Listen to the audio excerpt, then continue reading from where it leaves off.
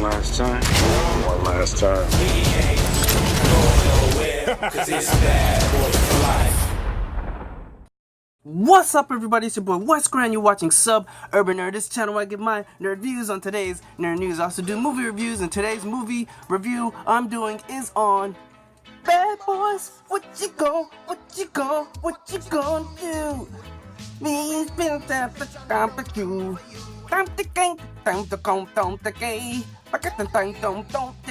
You know, if you guys don't know, I'm just making fun because Martin Lawrence is hilarious. Yes, I'm doing a review on Bad Boys for Life. And Bad Boys for Life, if you haven't seen any of my reviews, this is how it goes. Usually, I give you a general feeling of how I feel about the movie, then I tell you kind of about what the movie's about, and then I give you my pros, my cons, then I give a grade, then that's the end of my review. So, this movie, I'm going to tell you, surprisingly, I enjoyed myself. Yes, I enjoyed myself. Bad Boys for Life is a pretty good movie. Sorry. Damn, what the hell happened there? Pretty good movie. So anyways, if you haven't seen any of the trailers, this is Mike Lowery. Mike Lowery and Marcus, right? Mike and Marcus, Mike being played by Will Smith, Marcus being played by, you get it, Martin Lawrence.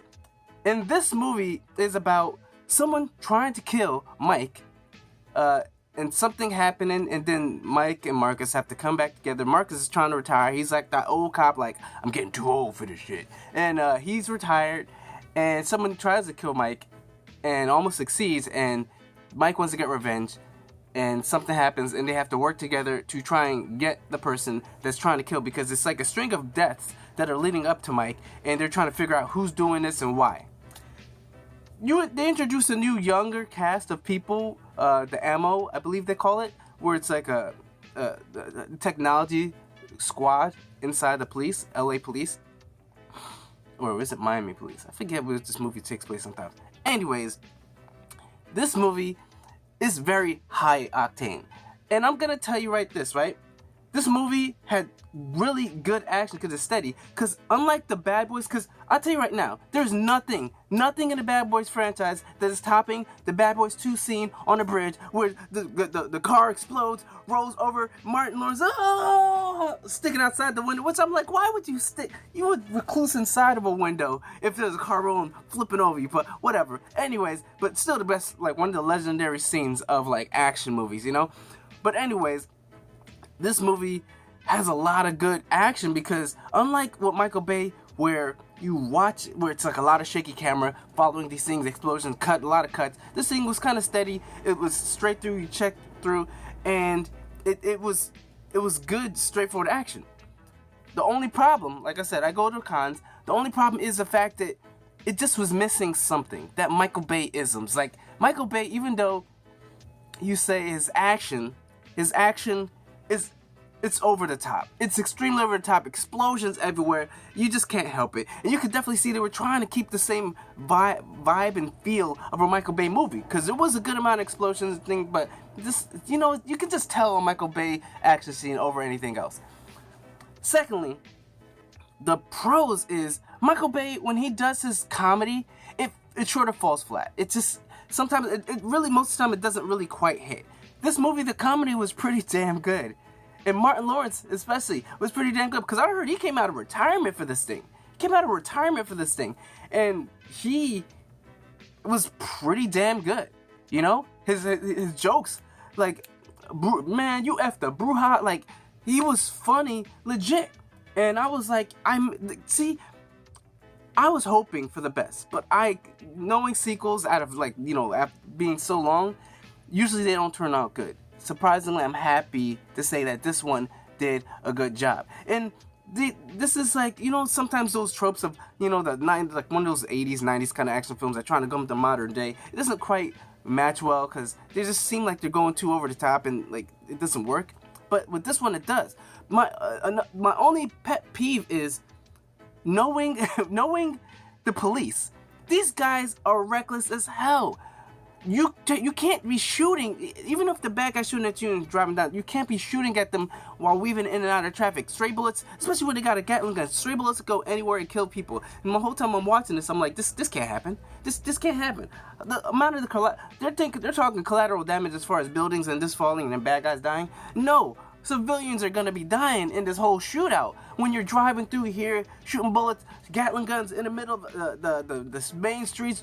I'm like Jesus Christ, but it was still good action to watch, you know. And the main antagonist, to say, it was sort of semi too, but the main one, he's a memorable one, and he's pretty damn good as far as new bad guys. He's pretty damn good, and he's very. Right off the bat, he shows you he want to be messing with. When they try and double cross him on his father's money, he was like, he hands him the blocks. He was like, "Thank you, this is your cut." He was like, "No, that's your cut."